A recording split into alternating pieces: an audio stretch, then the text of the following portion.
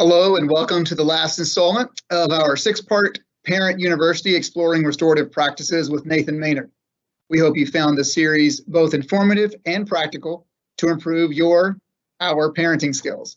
My name is Dr. Ben Lester and I'm the Administrator on Special Assignment, leading the Office of Student Services and School Operations for the Cherokee County School District. This series is part of the district's Social and Emotional Learning Initiative, CCSD Cares, Cultivating Achievement, Resiliency, and the Empowerment of Students. Our vision is that all CCSD students will thrive today, tomorrow, and throughout life with a sense of purpose and self-worth. Our previous sessions focused on effective communication parenting styles as we explored affective statements and the social discipline window. We will go over that a little bit at the beginning of this session tonight as well.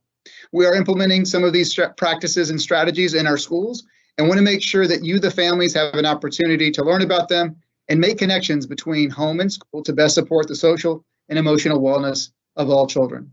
Tonight, we will be discussing parenting under stressful circumstances and learn ways to manage the stress of being a parent by using simple techniques that will help all of us live in the moment without judgment. Thank you for attending and welcome again, Mr. Nathan Maynard.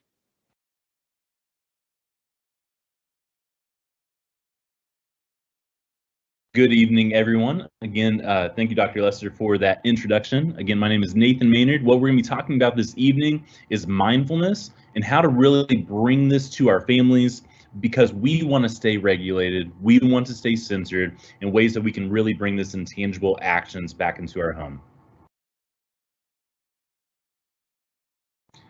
So like we traditionally get started, we want to do a centering activity.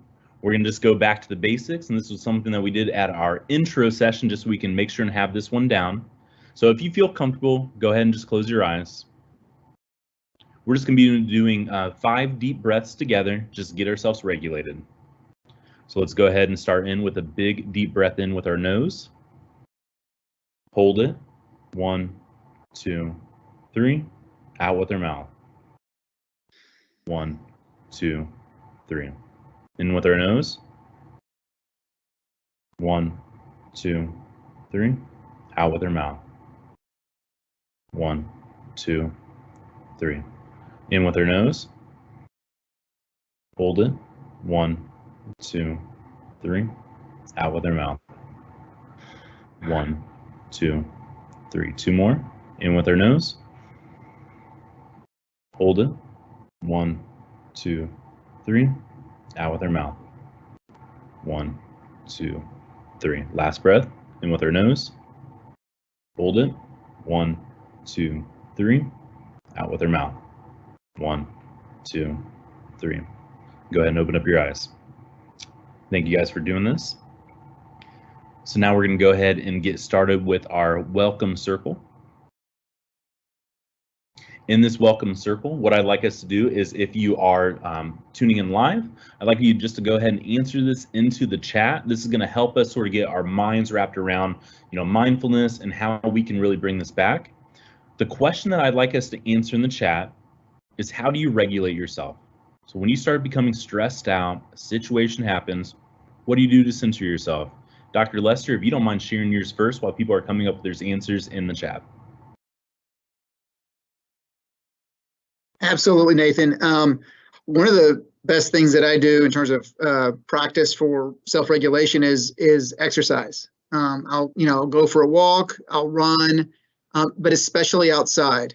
It's just not the same, on a treadmill or something. But exercise and walking is definitely something that I know that sometimes in a situation I need to remove myself, and I'll go for a walk and self-regulate that way. Some of the things coming in, though, in addition to that, people are seeing exercise, right? Lifting weights, running, jogging, hiking as well. Music, several folks have said music, breathing, intentional breathing exercises as well. Prayer, meditation, coloring. Okay. That's awesome. Well, thank you guys for sharing those. And again, if you're still coming up with yours, feel free to put those in the chat. One thing I firmly believe in is iron sharpens iron. So we want to continue to share what's working for us so other people can sort of read those and see if we want to integrate that stuff as well. One of the ones that I do is also, it was listed there in the chat, I love music. So if I'm feeling a little bit stressed out, I really like some like classical type music and something a little bit more chill. And like I need to wake myself up, I listen to something more lively. So music really helps regulate. Thanks for sharing those.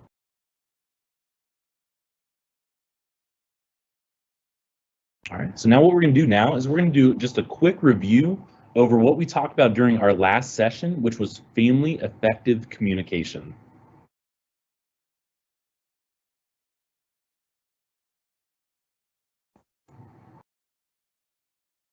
And with family effective communication, we talked about 5 main keys to success around this. The first one was we talked about how to just be honest, be real, be in the moment, share sort of what's going on, and be vulnerable in those conversations. Number 2 is trying to be focused on the positive, trying to keep this positive mindset around things. We're going to talk a little bit about this evening, about ways we can continue to keep that positive self-talk in our heads going on.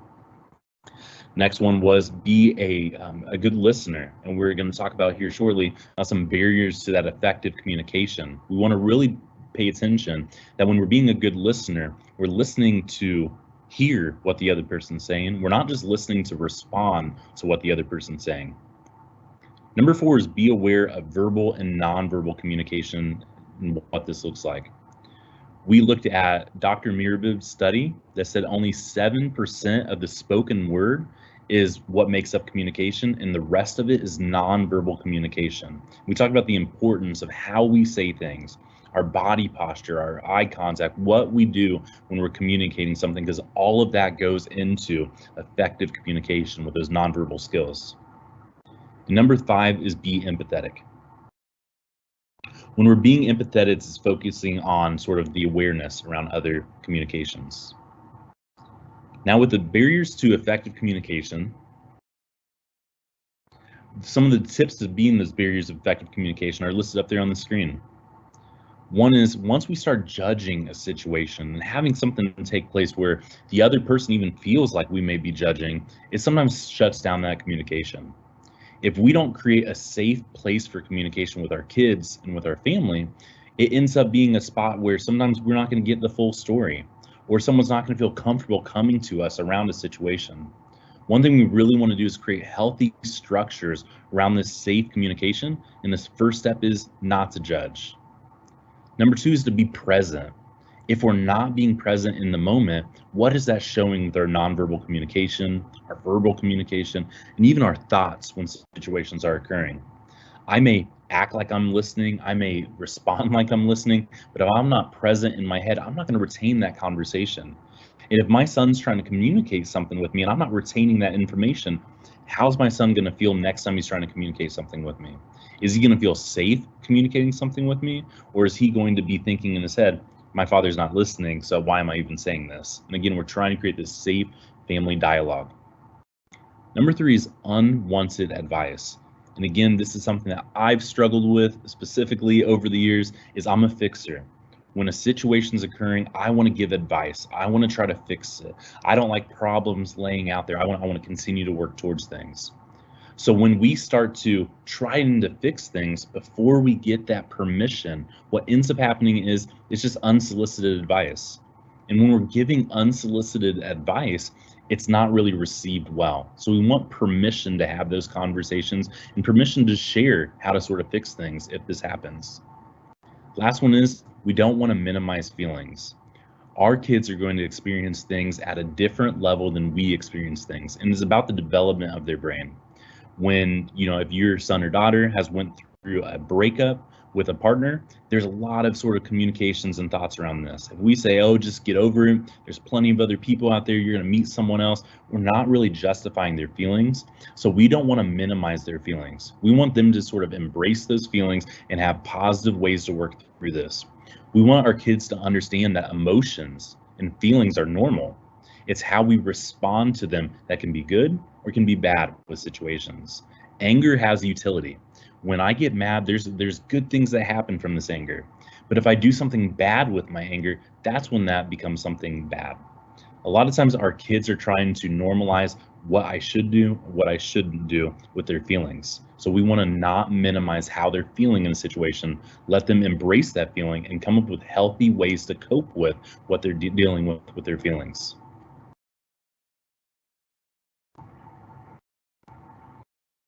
One of the steps that we talked about is how to be empathetic.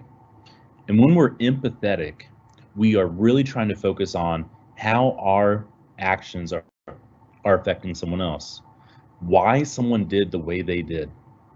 If our son or daughter makes a mistake and we only focus on, you shouldn't have done this, you should have done this, and that type of conversation, we're not really helping them cope through this and learn through the situation.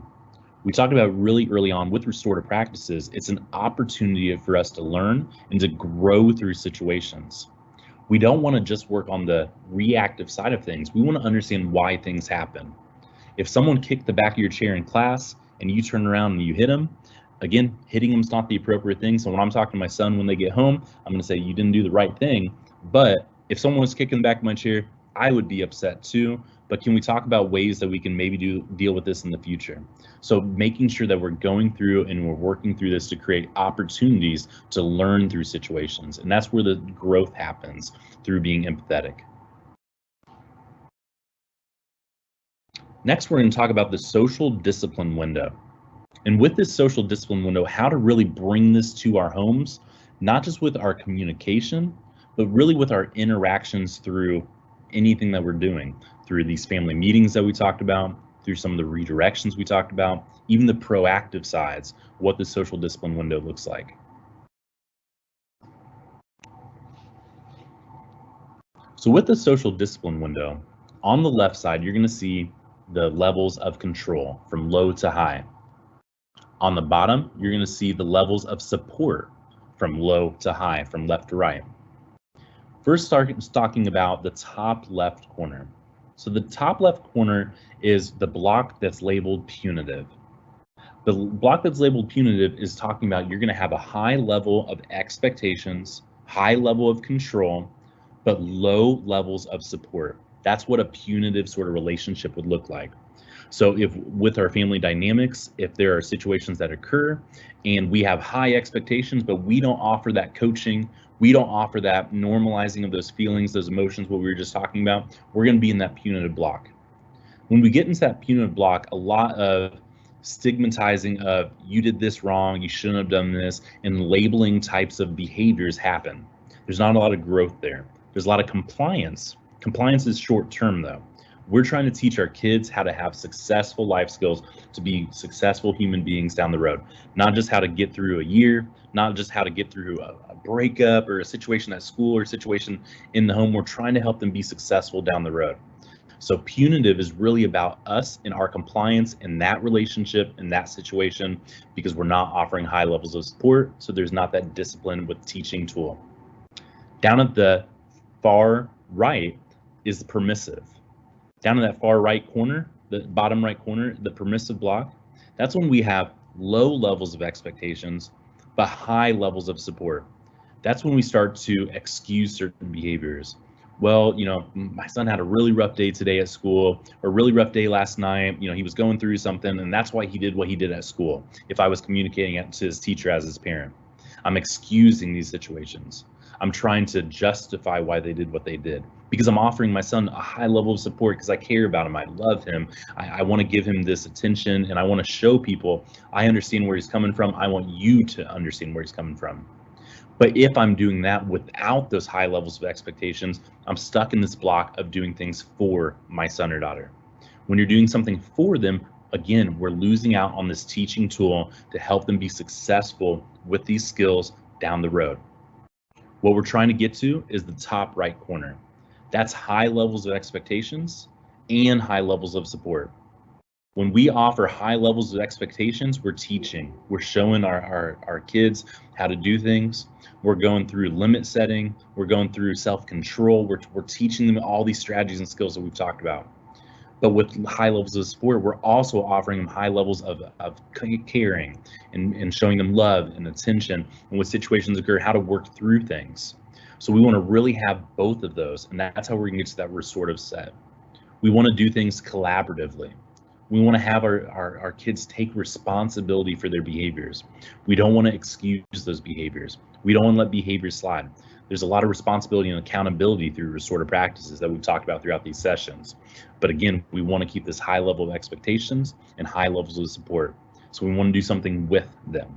We want to teach them through these processes. If we want to come up with something in the home during one of our family meetings, our circles, and it's going to be something great for our family, we think so, it's something that we want to bring them into the conversation so they have some of this buy-in for it. When we create this conversation where they have some of this buy-in, again, we're doing this together. We're doing this with each other.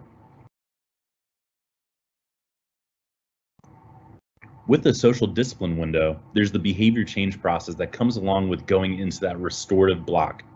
So when we're getting to that restorative block, a couple of these ways that we can stay in that restorative block is listed up here on the screen. The first one is that engagement, like what I was talking about. We want to get input into the process. We want to make sure that they have this buy-in to what's taking place and really make sure that it's that with process with them. Number two is the explanation. We want to make sure that we're creating some buy-in by giving them reasons for why we do what we do. A lot of times, we may have used it as parents, we may have heard this as children when we were children, but do as I say because I'm the adult, or I do this because I said so.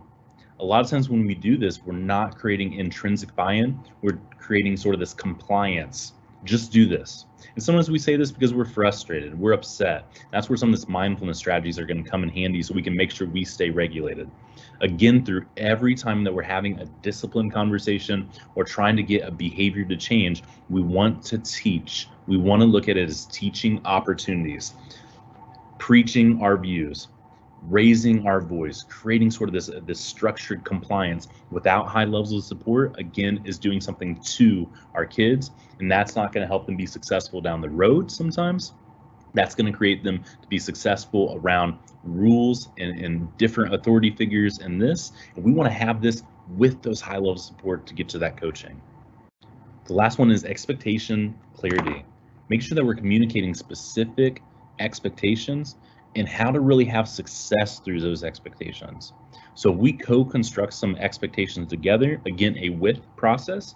What are we doing to make sure that it's really clear what we should be doing? Because again, we're teaching our kids how to behave. So making sure they explain and understand the process very clearly.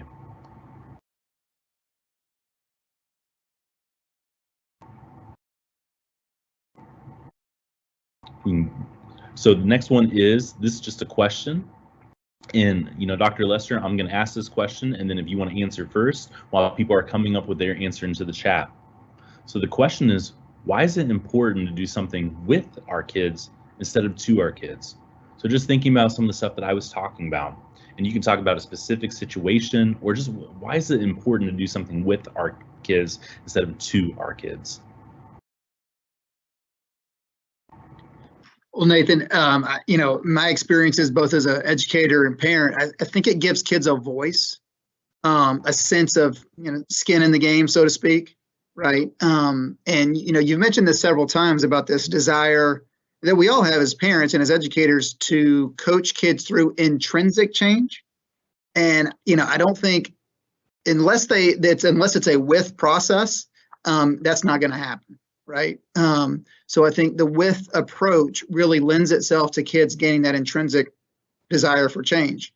Some of the other comments that are coming in are, gives kids a voice or a choice, but also someone saying gives them the opportunity to process as well, process emotions, process working through problems or conflict as well, instead of just telling them or what to do or how to behave.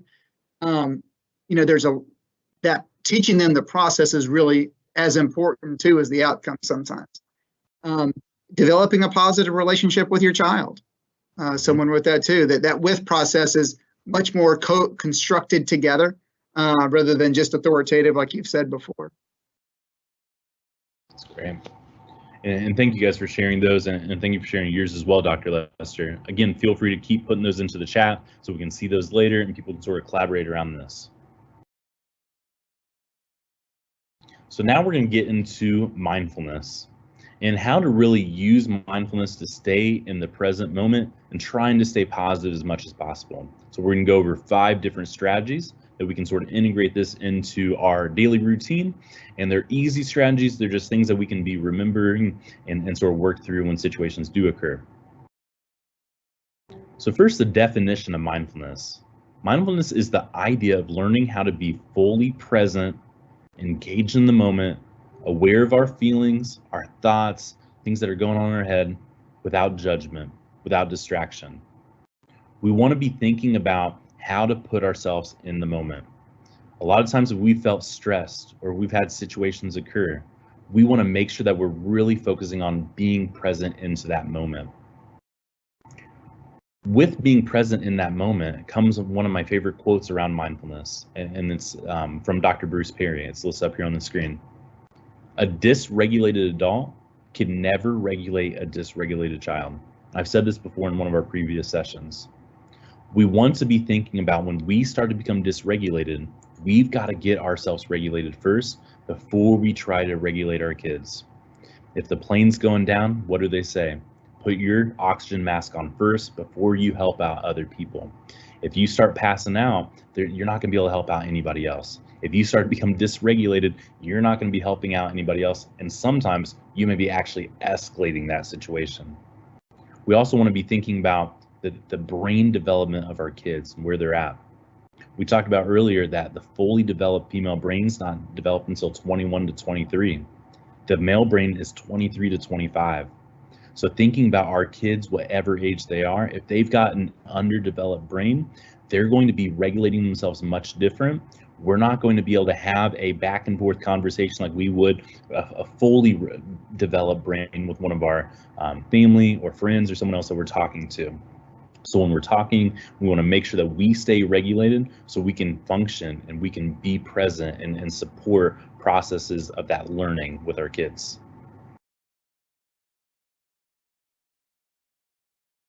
So now we're going to go over 5 strategies to really bring in this mindfulness into our lives to help us really live more positively in the moment and sort of go through this. So I'm going to go through and talk about 1, 2, and 5, and then we're going to dive into 3 and 4 a little bit different here in a minute. So number 1 is stopping negative self-talk. We have to understand that a lot of times when we have our self-talk, we think things in our head, those thoughts become actions. Those actions become impacts on other people, especially in our families. So we want to be really present and be really aware of when situations are occurring in our head. When we start to get in this negative self-talk mindset, we do something to stop the negative self-talk and we do something to really shift that into the positive. What I like to do is just when I start to feel myself getting upset or I start to feel something happening, and we're going to talk about this in number 3, that's when I try to think internally, what is going on? How am I feeling? What do I need to do to slow things down? Things are always going to happen in our lives that are going to be good, and there's going to be things that happen that are bad. When things start happening in our heads, though, that can impact other things. So just being aware of sort of that negative self-talk. Number 2 is being present in our life and just being aware of situations. I've said this a lot through our sessions about being present, about sort of our communication, some of the positive ways that we're going to interact with our families, about ways that we can do this in our circles and our family meetings. But just being present helps us become mindful and helps us be aware. And when it's tough to do this, it's tough to be present in the moment. That's why some of the coping skills that we're going to talk about and that we've learned in some of the previous sessions, when we start to realize that we're not in the present moment, we're not really living into that moment, we need to get our coping skills back that are working for us to get us present. And then number 5 is develop positive habits. We want to be thinking about habits that are positive in our interactions in our life and habits that are negative that impact us and maybe our family members. We talked about how all behavior is like taking a rock and throwing it into a body of water. When you drop that rock into the body of water, there's several ripples that occur. Those ripples have negative effects, positive effects. They have a lot of impacts on other people and other things around us. When we start to develop positive habits for our life, we're creating impacts on ourselves. We're creating those ripples inside of ourselves that again turn into that positive self-talk, that turn into some of those positive coping skills and strategies. So we want to be aware of some of our habits that may be negative and stop those when we can, and trying to develop these positive habits to help us live in the moment, which is what mindfulness is. So now let's go into number 3, which was understanding our triggers and cues. So a trigger is what makes you mad, what upsets you, what makes you dysregulated. We all have different triggers. One of my triggers is crazy drivers. And if I'm driving down the road and someone cuts me off, that's a trigger for me. That's something that's making me dysregulated, and it happens really quickly. Other triggers might be being called a name, having someone talk disrespectfully to you, having something take place. It's good for us to identify what our triggers are, identify what causes those triggers, so we can be aware of those. When we're aware of what makes us angry or what makes us dysregulated, as soon as that happens, even before we start realizing what our body's doing, we can use one of our coping skills. We can use something to help slow our brains down a little bit to get back into that moment. So it's really important to identify what your triggers are. And again, sometimes we can have those internal triggers, and that's that negative self-talk. So negative self-talk or external things that other people can see, that's what's becoming dysregulated. So it's important to identify those and understand how we should respond when this happens. The second one there is cues. Cues are physical signs that shows us that our body's becoming dysregulated. This can be 2 different ways. Things that other people can see and things that no one can see that just happens inside of us. So internal, that's what no one else can see inside of us, and external is what other people could see, and that's what other people can notice if we're mad. So examples of internal cues would be your heart beating quicker, maybe you getting narrow vision, your chest becoming a little bit more pressure, you feeling hot, you starting to maybe sweat with your palms of your hand that no one else can sort of see. These are different things that our body's doing. As soon as we get triggered, that shows that we're not regulated at that time. If we don't catch ourselves with the triggers, then we can maybe catch ourselves with the cues. And when we catch ourselves with the cues, again, we want to pop in. We're going to do our next one here of those coping skills. Some external cues that we want to be aware of, some examples of those would be, let's say someone says something to us and we quickly roll our eyes. Our tone of voice gets a little bit different. We raise our tone of our voice or we lower it down. Whatever this type of stuff is, that's external things that our body's doing because we're upset. If we start to clench our fist or we start to, stiffen up and create a different posture, it's stuff that other people notice. It's good to know what our internal cues are and our external cues are, because again, it helps us know, hey, I need to take a moment to myself. I need to get myself regulated because I know if I don't regulate myself, I'm not going to be the best for my family or my kids through situations.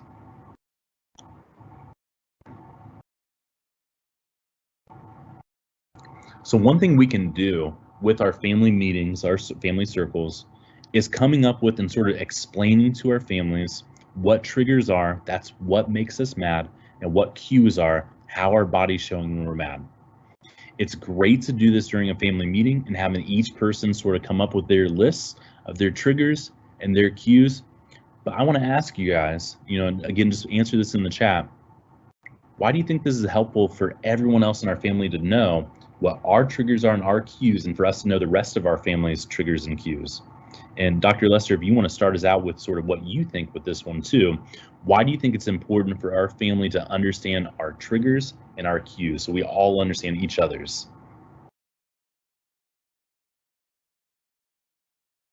Well, Nathan, I think you've mentioned it actually a couple times this evening in the review too about just understanding how to communicate, that so much of communication comes from nonverbal. And, my self-awareness and knowing what my cues are, hopefully my family members notice that as well. And there's just a sensitivity to that as well. So that I think that lends itself also to that development of empathy that you talked about, and me seeking to understand and be empathetic to your cues, so that we can communicate without dysregulation as a family. We're not going to yell. We're not going to scream. We're going to commit to each other as a family unit to resolve conflict or challenge or or differences, as you said, with a measured voice, with understanding we're not going to push each other's buttons, so to speak. But I think that identifying those triggers and cues, not just for ourselves, but our family members, is also very helpful to try and set that kind of respectful tone that you've talked about as well. Thank you. And if there's anyone else, is any answers coming through the chat? Yeah, similar comments, just it sets a tone that we're going to communicate as a family to resolve conflict. We're not going to argue or get physical. We're going to communicate with our words. We're going to let our words help resolve a situation. And again, it helps develop just that, not just self-awareness for me, but my ability to read others as well beyond the family, right? Someone's mentioning it, just being a better communicator overall and learning how to work with different individuals. That's a skill I think we all could, improve and always constantly get better at, is understanding how to, read a room, so to speak, or work in a group and understand and read when someone might be uncomfortable, and how to navigate that with empathy. Exactly. And with our kids specifically, when we start to help them identify their triggers and cues, and then we understand their triggers and cues, it sort of gives us this, we understand each other better. We understand that, dad gets mad if this happens. So then when situations occur, we can be more proactive to situations. We can be more collaborative as a family unit too, and really just build together, because again, we're trying to create this cohesive family unit that's going to work through ups and downs together, that through thick and thin, we're going to be there for each other, and we're going to get mad. We're going to become dysregulated. Situations are going to happen. But the more that we understand each other in our families, the more we're going to be able to support each other through these processes. So number 4 is developing healthy coping skills. And with these healthy coping skills, this is a slide that we talked about during our second session, was talking about some ways to develop these healthy coping skills. I have 4 of them listed up here. What we did to start out this session was deep breathing. Pleasant imagery was when we think of that safe place in our head and we tie in some feelings to this. What do we see around us, hear, smell, listen for, and bringing that awareness around that pleasant image. So when a situation triggers us, we quickly are able to bring ourselves into this situation, or if we don't identify until the cues, again, we start pulling in these coping skills. We talk about counting backwards from 10 to 1 in our heads, and also the weird lip trick, just a quick refresher on that one. So when you take your index finger and you place it between your nose and your upper lip, just right here, and you firmly press and sort of rub right there with your eyes closed. You do that for about 30 seconds, you remove your finger, and then you open up your eyes once that sensation goes away. Those are just my 4 favorite ones. In a couple slides down here, I'm just give you a link to some ways that you can find some more coping skills that may work for your family. It's one of my favorite resources, and it's a free resource too. So there's a lot of different coping skills you can find online. So again, you can use this resource I'm gonna give out, or if there's other ones you wanna find too. The biggest thing with coping skills are, you wanna start out, especially if you have younger children, giving them one coping skill. You don't wanna say, try any of these 4 if you get mad. Because we know when you truly get mad or you truly become dysregulated, it's tough to put yourself in that present moment. It's tough to figure out which tool I want to pull out of my toolbox. You want to start out with just one and really coach around this. After 2 weeks, if that one's not being effective, that's when we can try something else. If our kids are a little bit older, we were going to give them a longer time frame to work through that coping strategy to make sure it's effective, and see how that's going. One way that we can tie in some of this stuff that we've talked about in this session, and again, this is sort of a quick way to really tie in some of the other stuff that we talked about during some of our past sessions, was this meta moment that we've learned about, and ways to tie in some of these coping strategies to really help us be in the present moment of things.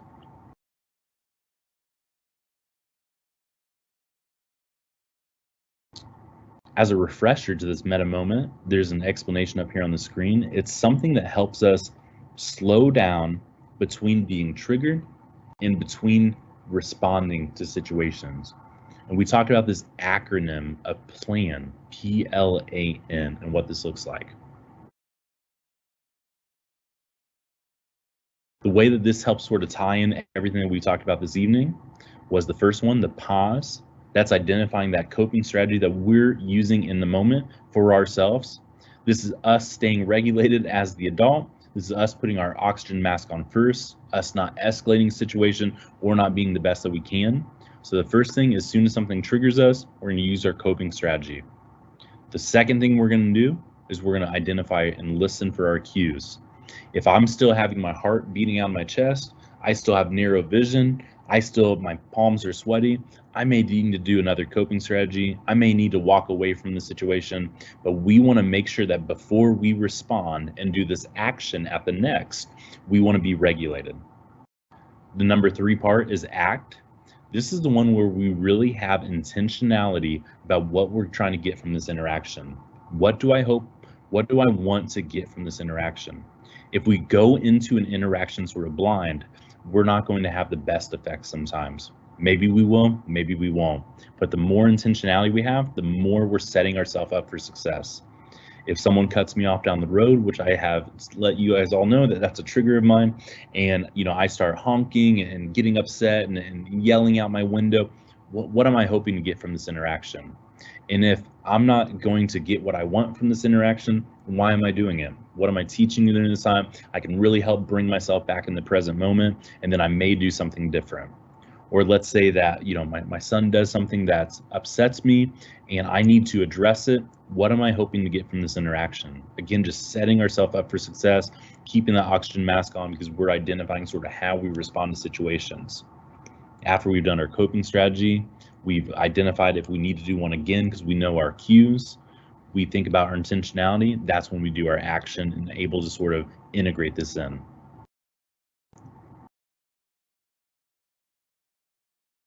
This next slide here, this is a resource that you can learn a little bit more about coping strategies at. Headspace.com/mindfulness. It's just one of my favorite ones that I've seen out there on the internet, and there's ones for different age levels. So if we have younger kids, there's some ways that you can find some stuff online for this.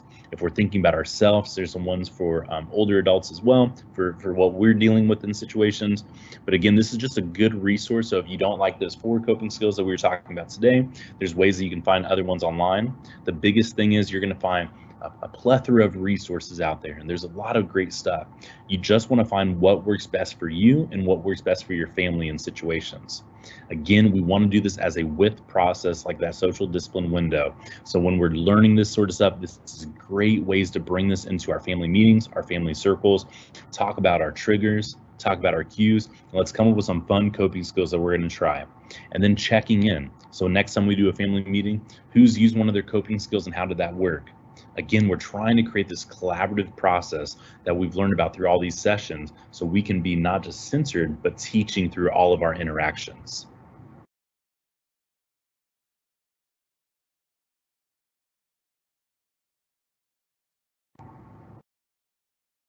So this is one of my favorite quotes. This is from a parenting author by the name of Pam Leo.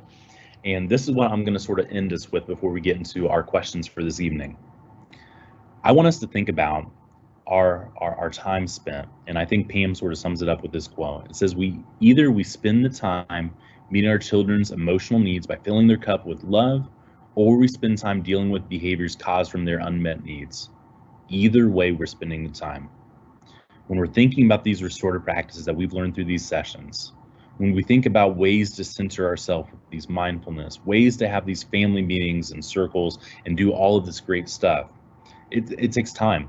It takes time away from, other things that we may doing, maybe fun stuff, but we want to fill their cups. We want to spend the time and the energy at stuff that's going to be productive to help them be a successful adult down the road, a successful human. So the more that we can have these interactions, the more that we can learn from one another, the more it's going to be impactful. So now we're going to open it up in this next slide here for any questions that may have came out. And then Dr. Lester, if there's anything that you would like me to highlight prior to getting those questions in, you can feel free to ask that at this time.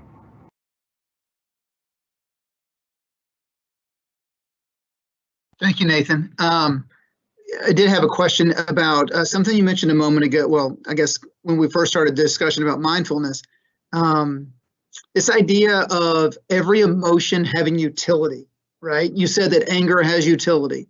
one of the questions that's come in is, how do you suggest we develop a mindfulness for our own emotions with our kids? And then when that question came out, it made me think of what you said about every emotion has utility. So what suggestions do you have for particularly younger kids who may not, they're age appropriate, that we can teach them how to be okay with feeling that emotion, right? And understanding that, like you said, anger has utility, but in an age appropriate way, I guess is my question. Yeah, and I think the best way to do this, especially with our younger kids, is the way we interact after they have an emotion. How do we respond to that emotion? When our kid gets upset, do we respond with getting angry too? Or do we respond to, that would make me mad too, but let's talk about other things we can do once they're regulated? It's how because again, we teach a lot through our words, through our interactions, nonverbal, verbal.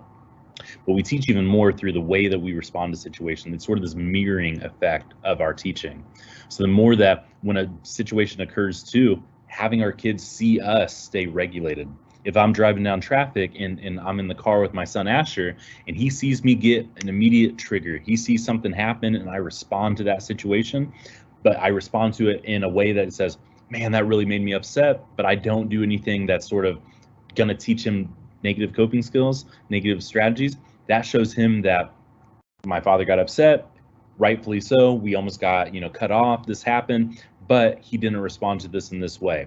So then when he responds to a situation, he's going to have seen my interactions. When he responds to a situation, I'm around him, he's going to see how I interact with him through this. When we're working through those interactions together, again, it's not me minimizing those feelings and saying, don't feel this way. It's understanding and saying, I understand why you feel this way, and that is okay. But the way that you responded to this situation is either good, bad, or neutral. So let's talk about what you did during that situation. Excellent, thank you. Another question. My daughter does a lot of negative talk. What are steps I can take to assist her in processing and stopping that? That's a great question. I think that when we are hearing our kids identify some of the self-talk, we want them to understand what the impacts of that self-talk are. So if we hear, you hear your daughter saying something that's negative, we want to say, well, first we want to understand why they are feeling this way. Why are they saying what they're feeling? We talk a lot about in the beginning seeking to understand why a behavior is happening. So if something's happening where they're feeling upset or low self-esteem or situations like this, that's what we're going to want to fill their cup with initially. That's the first effect. That's that proactive side of responding to a situation. On the reactive side of the situation, we want to help them create sort of positive ways to stop that negative self-talk. So when you start to feel upset, you start to feel triggered, and then you have that as your cue or your response to a situation. Well, I'm worthless, or, no one likes me, or this is why I have no friends, or anything like this. We want to create some positive outlets that they can sort of identify those feelings, still embrace the emotion of it, but let's turn some of that negative self-talk into something that's more actionable and working through things together. A lot of times when I hear something that's, negative, even if it's, with a friend, with a family member, anything like this, I want to try to turn this into something that's more solution focused when they're ready for it. If my son, said something sort of like what, your daughter is saying in this situation, I'm going to first normalize their feelings of this. I understand why you're feeling this way because I'm asking them questions, but I'm gonna say, when you say something like this is how you made me feel. And this is some of the impacts of continuing to have some of those negative self-talk. If you continue to say stuff like this, you're going to really believe this stuff. And I don't believe that stuff about you. Can we talk about other ways to sort of handle this, or other ways to sort of support each other during this process? The more that we develop those healthy strategies, the more that some of those negative responses will start to subside and sort of go away. Excellent, thank you. I have a question here about what this looks like in a school. This parent university is really providing families some information on strategies we're using in the school system. So Nathan, in your experience, not just here in Cherokee but across the country, how have you used or seen, observed mindfulness, these 5 strategies in practice in a school setting? Yeah, absolutely, in several ways. And and Dr. Lester, I'm sure you can highlight too, at Cherokee County, school district, we're using this with some of the schools that we've done some training for, and we've done this in a couple different ways. One is at the teacher level, when they start to become dysregulated, they can use some of those meta moments. They can use some of these strategies before they interact with a situation, because just because we're educators and teachers doesn't mean we always respond to things the best way, right? We're humans. We have these feelings. We want to know how to really keep ourselves regulated. So using those meta moments for our educators so we can regulate ourselves, keep that oxygen mask on first before we respond to a situation. Second thing is sort of at that classroom level, identifying where our kids are feeling at that time. If I start to notice that my kids are getting out of this window of tolerance and they're getting more hyper aroused, that they're getting more active and moving around and jumping around and having this interaction, I need to get them down a level and back sort of present in the moment. So we do mindful minutes, and what mindful minutes are is using some of these coping strategies for just 1 minute and having the class focus on this. It doesn't take away 15 minutes of instructional time, which is so precious to us as educators. It's really about just refocusing these moments. So if I start to see my class getting out of control just a little bit, I'm going to take a quick break and we're going to do a 1 minute mindfulness activity. There's a ton of resource online, a lot that I've helped with some of the Cherokee County School District schools, and ways that we can use those 1 minute mindful activities and then get our class back regulated. So Nathan, in the work we've done this year, we've got the social emotional learning initiative, and it's got those 5 core areas, one of which is the positive behavior framework. But another one of those core areas is trauma-informed practices. And, it's kind of dawning on me through our conversation tonight that this mindfulness component, would you agree? Or if you want to extrapolate a little bit more, I think that mindfulness approach is also a trauma-informed practice where you're being very mindful of cues and triggers for students. What are your thoughts on that? Yeah, 100%. And when you're thinking about trauma-informed, trauma looks different for everyone. There's a lot of different levels of trauma, right? There's physical, there's emotional, there's all these different things that happen. A lot of times we don't understand it, unless, if they're a family member, we may have all the context. We may know the trauma that has taken place. We can support around this trauma. As educators, as youth workers, or even just people that interact with kids and even adults, sometimes we hit landmines. We say something, we do something, we're not aware of it, and we see the response come and we're like, what just happened? And we don't want to be deficit mindset and think in our head, well, they've probably had something happen to them, or they're dealing with this in this way. We want to seek to understand. So when we're thinking about tying all this stuff in together, it's about when we notice we hit one of these landmines, first is we don't want to escalate that situation up, especially with a traumatic situation. We understand that trauma really changes the way that we think about things, the way we feel about things. There's a lot of impacts on the development of our brain and how things happen. So when a traumatic situation happens, we want to respond to that, or trauma's already happened. We want to respond to that in a way that helps bring that situation down. And if we're not staying regulated, just like Dr. Bruce Perry said, we're going to dysregulate the other person too. So we want to keep ourselves censored, and then once we're censored, we can really help bring them back down together, or just keep them neutral. Sometimes we're not going to be able to bring that all the way back down, but we don't want to add to that during those situations. Excellent, thank you. One last question, Nathan, here, and we've got, how have you seen these mindfulness strategies change the relationships between children and adults, either in a school setting, you personally, or the work you've done in other districts with similar type functions with parent universities? But what are some examples that you've seen this approach to mindfulness and adult regulation had on relationships between kids and adults? Yeah, and there's I can talk about this for a long time. It's significant. There's when you understand that the way that you interact with other people have such a big impact on them, you want to be as positive as possible, especially with our kids, with our families. If I've had a stressful day at home or stressful day at work, and I'm stressed out, I'm over it, my phone's blowing up, my email's blowing up, I'm having all this type of stuff, and my son comes up to me and he does something that triggers me, the way I respond to that situation makes such a big difference in his life. Such a big difference, not just with, that quick moment, but just overall. A lot of times, working in youth work and working in juvenile justice and education, getting travel across, the country and internationally, I get to hear a lot of these stories. And a lot of times we don't understand how big our words matter to other people and how big our interactions matter to other people. The more that we stay regulated, the more that we're going to bring this positivity and really be able to coach, teach, create opportunities for growth through situations. We're going to make mistakes. There's going to be situations where we forgot this plan thing that this guy from Indianapolis taught us. We're going to forget these coping skills. We're going to forget all this type of stuff. And that's fine. Things happen. There's a lot of benefits with vulnerability and good things that happen when we own our behavior, when we work through our behavior. So mindfulness, it will help our relationships exponentially because we're being in the present moment and we can respond to things in a way that people need us to respond to. When my kid's upset, he needs me to be regulated to help him not become upset. When I'm with a coworker and they're upset, again, I need to bring my best self to that interaction, and that's tough. Again, when situations don't occur the best, owning that behavior, working through this and showing that vulnerability, again, shows huge growth with our relationship. So a lot of positive interactions happen when we are in our present moment.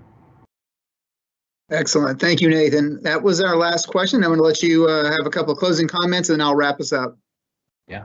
Well, I just wanted to thank, you all, first off, for joining these sessions, watching these sessions, hopefully using some of this stuff for our families, for ourselves, and just bringing it into sort of our walks of life, whatever those walks of life are. So I wanted to thank you all for taking time out of your precious day to listen. I also want to take, a huge thank you to Cherokee County School District for all the work that they're doing. I mean, they're really dedicating a lot of time, a lot of effort, a lot of energy, a lot of love into the students. They're developing not just with, on the student basis and with our educators, but even having me do some of these parent university sessions is showing how much they care about our kids, how much they care about the kids that are going to this school district.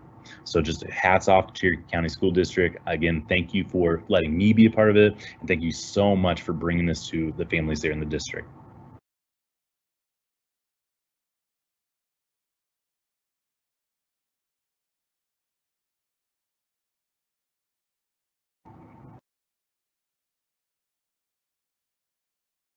Thank you, Nathan. We appreciate your time and your expertise over the last, 6 weeks now that we've had together in the area of restorative practices and social emotional learning. And again, this has been a year-long partnership we've had with you in our schools, and we're just fortunate we were able to put this together as a parent university. We very much look forward to continuing to work with you and your team over the next year and years, hopefully, as we continue with our work in our schools on restorative practices. I also want to say a big thank you to our CCSD community, our parents and our families that have taken the time either to meet with us on these synchronous sessions or view these videos on demand on YouTube. Again, we want to make sure we're partnering with you, our parents, our families, our community, and what's going on in our schools. We really feel like that you guys are the families are a huge, huge piece of why our students are successful in our school district. And we want to make sure that there's consistency in our practice in the way that we're approaching, as Nathan said, not just the academics, but the social emotional learning that happens and development that happens with our students. So thank you for taking the time to tune in and to listen and watch these videos. Again, we hope that you found them to be very informative, but also beneficial, as well as it relates to improving, and me included, our parenting skills. Nathan, a couple things just to take away again from the session and the sessions we've had together is this idea of being a facilitator of thought. That's something that's, you said it last week, but I think throughout these segments together as parents, what we can do with our kids to help them connect dots and not try and solve everything at every turn or fix everything. But it's okay to have some of that productive struggle, so to speak, but to be a facilitator of thought, to stay positive, to be intentional with our thoughts and our actions, with really the goal of seeking understanding. And I think for all of us as parents, sometimes that's a shift from what we were brought up with. I know for me, it's a major shift from what I was brought up with. where it was, like you've said before, do what you've been told, I'm the adult type of thing. Well, we know that's just not as successful. So thanks for sharing that with us. Those were some of my takeaways.